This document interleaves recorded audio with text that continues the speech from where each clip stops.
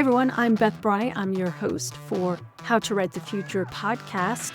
I am coming to you from beautiful, balmy Oakland, California. This is the territory of the Wiccan, part of the stolen land of the Chucheño Muwekma Ohlone, the successors of the historic and sovereign Verona Band of Alameda County. I create this podcast so I can share with you tips for writers and for anyone who cares about creating a positive, optimistic future, because I believe that what we vision and put into our stories, we can help make so in the actual world. So if you're up for that, come along and play with me. Today is another episode of Q&A, and this question came to me from someone who signed up for my World Building Workbook for fiction writers, which is a free workbook that I will share with you how to get at the end of this episode. They wanted to know where to insert backstory. Backstory is a challenging thing to handle in our stories. Usually writers get to know their story, their characters, and their world so well that they want to share it. We want to share it with our readers. Because I have faced this problem as well, where I have a lot of great, interesting backstory, but I don't know where to put it or how to handle it. So over the years, through much trial and error, I have come up with some tips for myself and for you. So I'm going to share them with you. Essentially, you never want to stop your story to give a memory or a flashback or have the action stop and have some piece of backstory relayed by the character.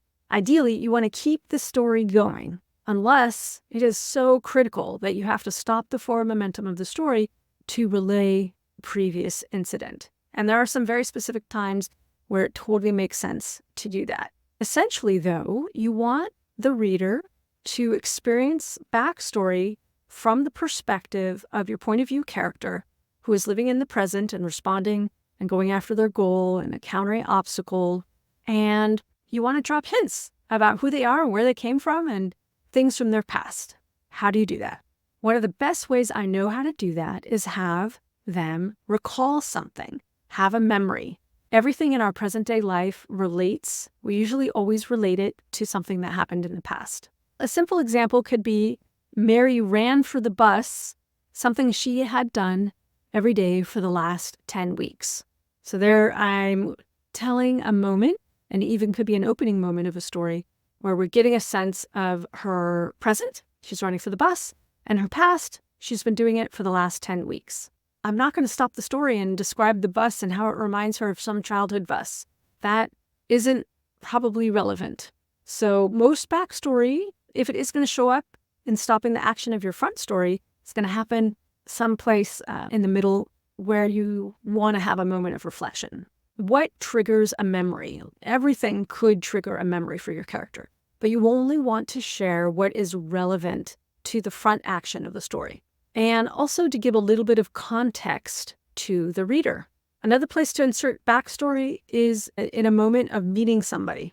So say Mary meets a stranger on the bus, and that in and of itself is not that important, probably, meeting a stranger on the bus, unless something about the stranger triggers a memory and also is important to the story.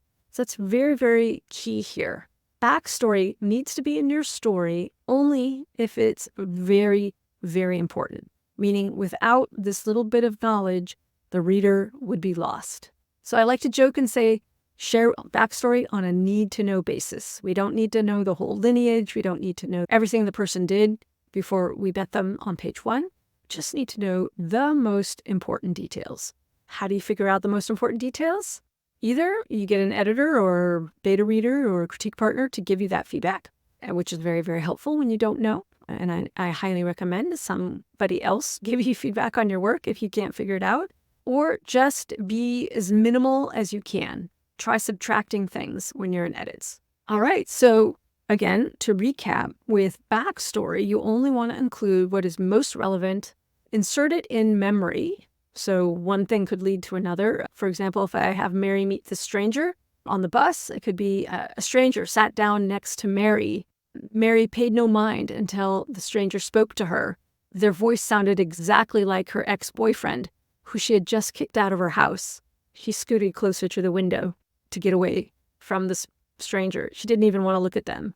Okay, so there's an example. It's action, reaction. She's having a response, an emotional response, and it tells us something about her past, about her breaking up. And if I were writing a romance, this would be very relevant information.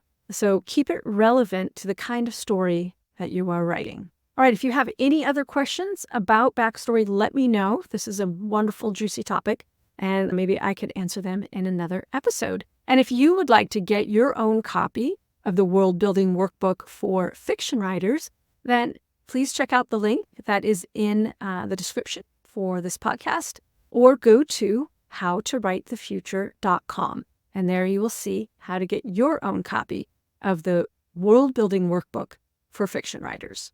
All right, that's it for this week, everyone. Thanks for listening. Write long and prosper.